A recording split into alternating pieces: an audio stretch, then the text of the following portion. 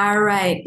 Okay, well, hello. Thanks for coming. For everybody watching, I'm Sofia Sheehan with Barring Tape. We have here today the director, Rodrigo Cortés, directed an amazing, incredible wartime romantic drama, Love Gets a Room. I just want to say congratulations on creating such an intimate and powerful movie. It was really great. Pleasure to watch. I really appreciate it. Thanks for inviting me. Thank you. Well, my first question is, how did you come across the play Love Looks for an Apartment by Miłoszuka Mieszkania, and what made you want to recreate it with the added drama behind the scenes?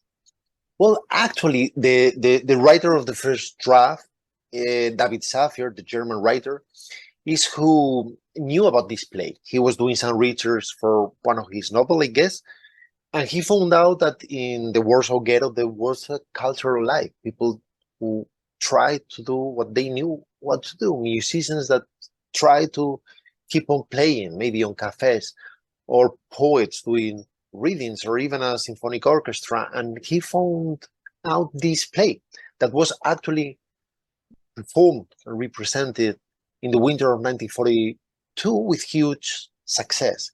It was a musical play, and it was funny, though it described the conditions of the people who lived in the ghetto. So it had jokes and songs, but they were about love, yeah, but also about corruption and about illness and death and the violence of the police or whatever. So it was fascinating. And when I read this in the first draft, I started to do my own research. I decided to read only things written inside the ghetto from 1939 and 1942, because in a way, history becomes literature afterwards. But in the very moment, everything is confusion and mixed emotions, and nobody knows what's going on.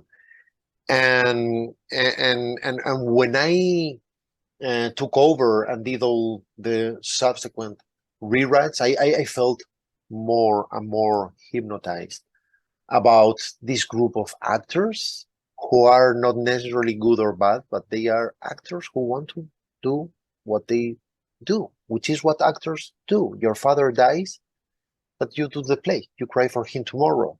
Or you have a fever, but you do the play. And then you go to bed. Or the lights go out and you turn and you light a few candles, but you do the play. Yeah. And it kind of goes with my next questions because in a lot of ways, this movie is also about the ways life imitates art and vice versa. What does this juxtaposition of the play and the drama behind the scenes add to the story? Yeah, that was tough too, because we have these actors and we have their characters, and they share name, but they are completely different. So when they are on the left wing or at the dressing room, they have these very rough, raw emotions, sometimes dark even. And when they get out, their performance energy changing, and they become these expansive actors who sing and dance or whatever. So if you are in the middle of the audience, you hear those lines and you get something, you laugh. But little by little, both levels start to mix. And there's a point in which these actors start to communicate through the lines of the characters. So you don't know anymore who's speaking. And in a way, the play becomes the subject of real life.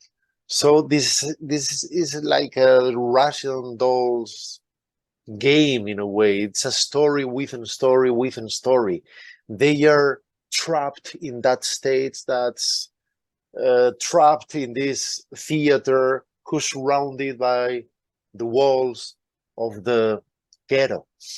Yeah. In a lot of ways, this movie is a big departure for you because you've done a lot of horror, a lot of thriller, and this is a romantic musical drama. What made you want to do this kind of movie, and in what ways is it kind of a natural progression? Well, I was never interested so much in the genre of anything, but on the story itself. In a way, it has connections with Buried. They are almost invisible, but it's also about trapped characters.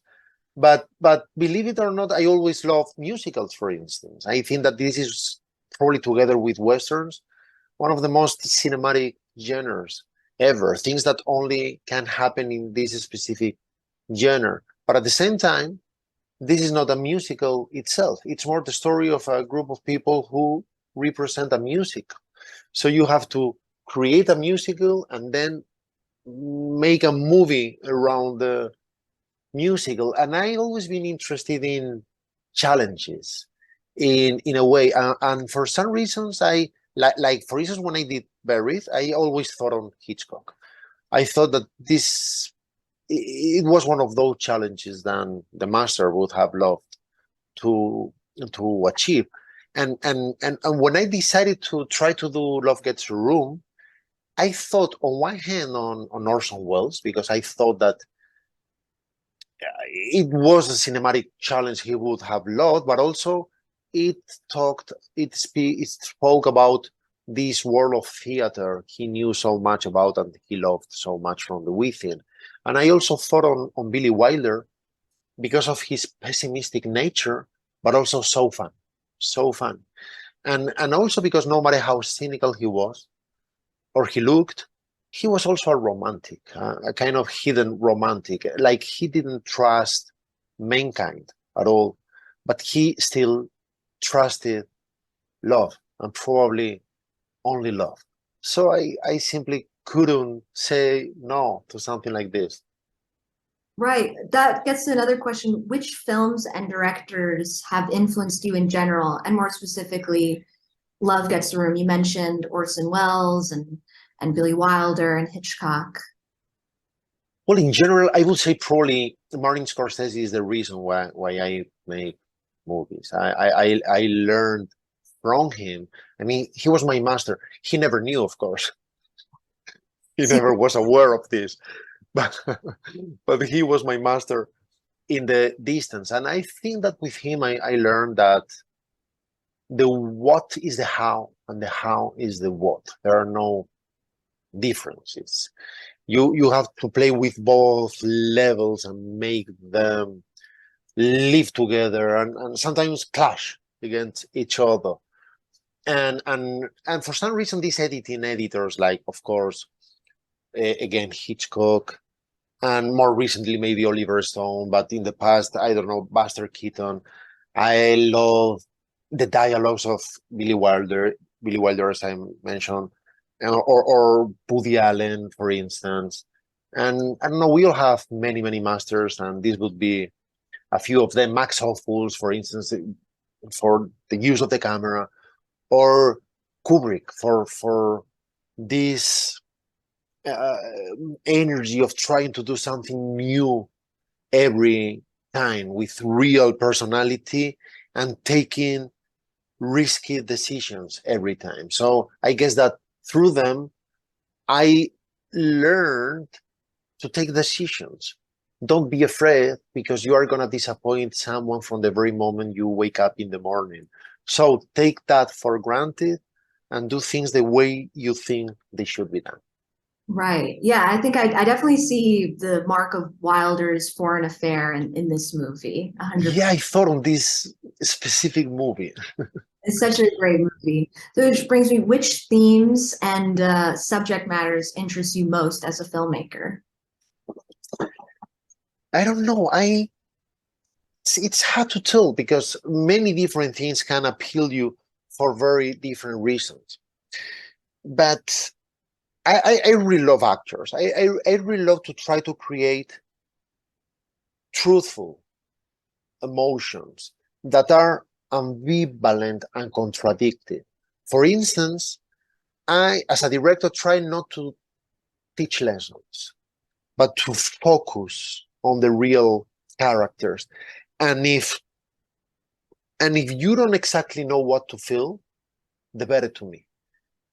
If things are in a thin line or on a thin line, the better to me. It's like try to. It's not that I think that I'm intelligent. I don't think that at all. But try to be intelligent and try to consider that your audience is intelligent. Don't take them as dams, and remember that they know that many things are true at the same time. Don't try to create archetypes. For instance, here, try to remember that they are actors. Above all, they are actors. And also try to remember the predicament they are living. So remember they want to live for another half an hour. So don't judge them, no matter what decisions they take. So I guess that when I feel this, when I feel a bit scared because I'm not sure that I'm gonna survive the experience, is when I think that it would be a good idea to try. Right. And your actors were so brilliant in the movie. And Yeah. I noticed your early work, you've worked with a lot of big Hollywood stars. A lot of the cast here is a lot of newcomers, a lot of up and coming talent. Was this a conscious choice to, maybe not distract with a big name? Yeah, it was. Because I thought that Love Gets a Room told an aspect of history that has never, as far as I know, been treated on cinema. So I wanted all these characters to feel real, and in a way it would be a small obstacle to to do this with very, very well-known actors. I mean, working with very well-known actors is not better or worse. It's just the right thing to do or not, depending on on the on the project. And no matter how paradoxical this sounds, it was a very, very tough cast process because they needed to be very, very great at performing, but also at singing, because we never used playback. We never used back on tracks, and we never got them to some studio to take care of every line one by one and then use auto tune. But everything you hear comes out from the very take, like with any dialogue. So they had to do it again and again and again and again and do it right every time, and also to bring the real emotion of that specific moment to the singing, and also even the physical effort of some jump or whatever. And I really, really enjoyed that. I felt so privileged for having so many young, brilliant actors around, feeling that they were doing something that was worth every morning, and feeling them ready to try to give their best every morning. Right. Where was Love Gets a Room filmed, and how long was principal photography? Well, it's funny because it was mostly shot in Spain, in an old theater close to Barcelona. And of course, we needed also to build the guts of the theater and the dressing room, the hallways. We did that at some Barcelona soundstage too. And we did the opening, this 12-minute long take that opens the film, where we show the ghetto, the exterior of the ghetto. We shot that in Berlin, the Babelsberg studios. We didn't have much time because we didn't have much money. So we did the movie in 6 weeks and a couple of days. So it was a difficult experience. Tight schedule. Yeah. And Yeah, tight. the last question I want to ask is, this movie has really interesting commentary on art as escapism versus art as kind of a brutal mirror to society. What do you think, if any, are the responsibilities of artists during times of crises? I don't think art has any responsibility, frankly. I think that the hugest power of art is the fact that it's useless, and also the fact that it's inevitable. And this is so powerful because this is how human beings express themselves. And you can't avoid that because that's what we are. So what's the use of Beethoven's Ninth Symphony? It's useless. It's for nothing. It just makes the world better. And that's the real power of art. And I don't trust so much in people who think they have responsibilities and lessons to teach. Do your work. And if you do it right, it's going to resound. But don't try to save the world. Do the best song or the best painting, because that's who you are and that's it. The art will do its work. Oh, yes, definitely. Thank you so much for sitting down. I love the movie so much. It definitely felt a little bit of Wilder, some Lubitsch in there, definitely Thank you. old style. Thanks so much for sitting down. It's been a great pleasure. So thanks again for inviting.